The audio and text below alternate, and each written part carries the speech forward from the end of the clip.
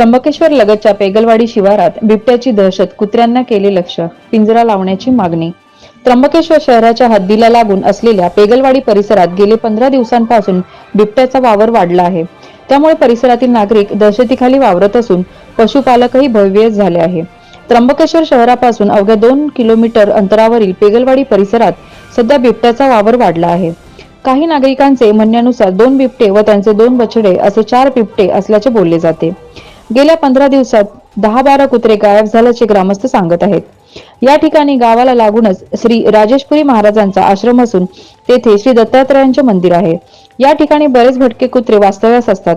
गेल्या 8-10 दिवसात 2 वेळा बिबट्याने आश्रमाच्या गेटवरून आत उडी मारली व येथे झोपलेल्या कुत्र्यांच्या पिल्लांपैकी 2 पिल्लांना बिबट्या घेऊन गेला। सदर घटना सीसीटीव्ही कॅमेऱ्यात कैद झाली आहे।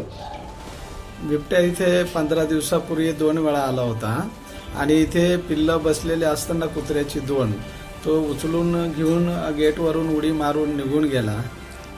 तर याचा बंदोबस्त व्हायला पाहिजे। परवाच्या दिवशी आली रात्री ती इकून पाहिली मी गव्हाणीवर उभं राहून। बर 2 होती आणि रात्री 4 होते इथं आलते। एक इथं आलता किती आलता? हो एक आलता नर इथं आणि 2 पिल्लियन माझी तिथं होती।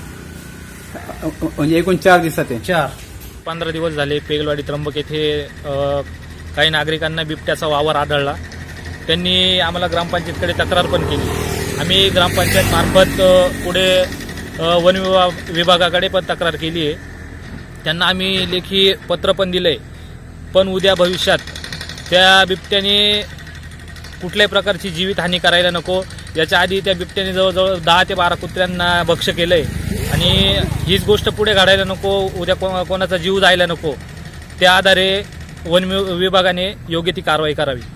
चंद्रमा पंडित, कबीर न्यूज नेटवर्क, त्र्यंबकेश्वर।